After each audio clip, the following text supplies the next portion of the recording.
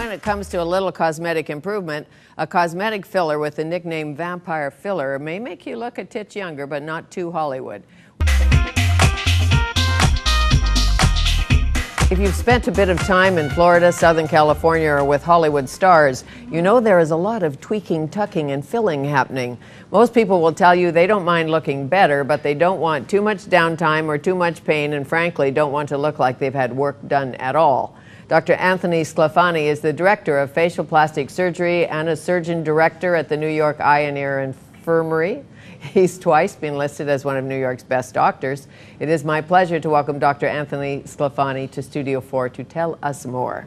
Thank you. You look too young to be listed as New York's best doctor twice. God bless you. Yes, exactly. So plastic surgery, what interested you in that specialty in the beginning? In the beginning, the creativity. The breadth of things that we do, both reconstructive and cosmetic. You know, you can restore someone to a normal appearance and you can enhance their appearance. And it's a great mix for me. Sure. And the reconstruction part, people forget about that because I know plastic surgeons sometimes get a bad rap because they think, oh, it's so It's not as fluffy. Sexy. Yeah, the reconstructive is not as sexy, but it's as important. Probably more important. Do you work with implants, things like that? I do facial surgery only. That's my practice. Right. Is limited to that. So we use some facial implants, cheek implants, or chin implants. We've done some research on that. But again, what people are trying to get away from is anything synthetic. It's a real trend. It's been going on for the past 10, 15 years. People want less to look better. They want less to look more. Sure, and they want non-invasive. Absolutely. That's a huge trend. It's a huge trend. And you do reconstructive surgery, cosmetic surgery, head and neck only. Correct. Tell me about this new product that has the nickname of Vampire Facelift, Vampire Filler. What is it? I'm not a huge vampire fan. I go back to the old Bela Lugosi movies, but but if you went to Twilight, you may change your mind. I guess I have to get into that. No, what it is it's using the body's own power to heal, to essentially rejuvenate the face. The best way I can describe it is this: if you were to cut yourself, you would bleed. You would want to clot the blood. You would want to stop the bleeding, and then you want to repair the injury. And okay, let's go back to high school biology. What is in the body that clots? It's the platelets. Well, the body's incredibly efficient. So inside the platelets are these proteins that stimulate various parts of the body to heal and to do things.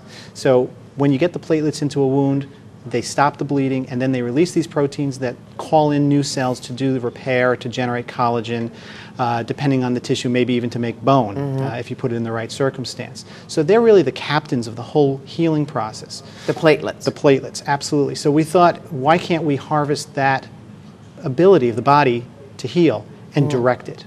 So Selphyl is the new product. It's actually the technology that harvests a person's own platelets. We're not injecting anything foreign. All this Selphyl is a way to harvest someone's own platelets and fibrin, which is a protein in the blood, and to start that process.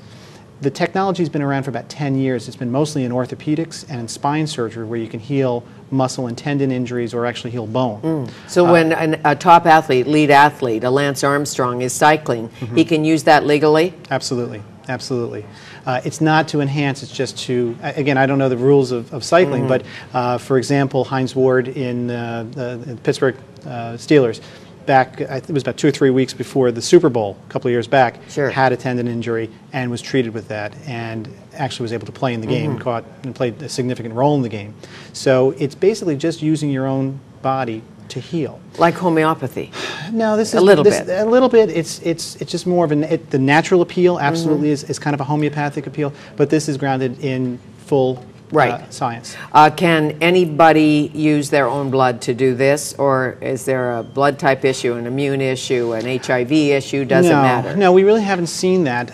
If you're on certain medications, it may not work as well, but typically those are not the people who are going to come in seeking cosmetic rejuvenation with the medications we're talking about. Okay, because friends of mine who have full-blown AIDS, they lose some fat underneath the skin, and I was wondering if something like this product could plump it up. Could you use their blood to do that, or is their blood so compromised it wouldn't work? Again, it really shouldn't be affected. So that really should not be an issue. I've done it on one patient.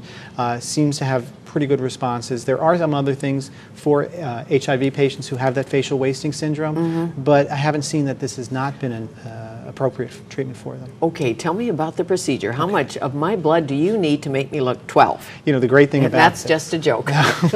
Well, we'll get you from 18 down to 12. But Excellent. Okay.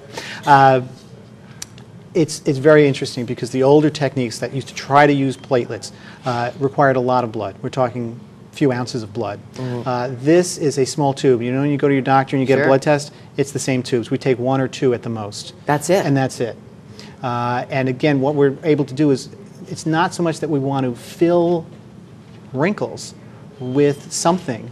What we're doing is we're applying your body's natural wound healing mechanism to those areas. And it's working inside? Internally, yeah. It's a small injection. We inject it under facial lines, wrinkles. We can use it for the gaunt look in the cheeks if you start to lose a little volume, the hollows under the eyes that make you look tired. And basically what happens is we do that injection. It's a combination of the platelets and a protein that's in the blood called fibrin.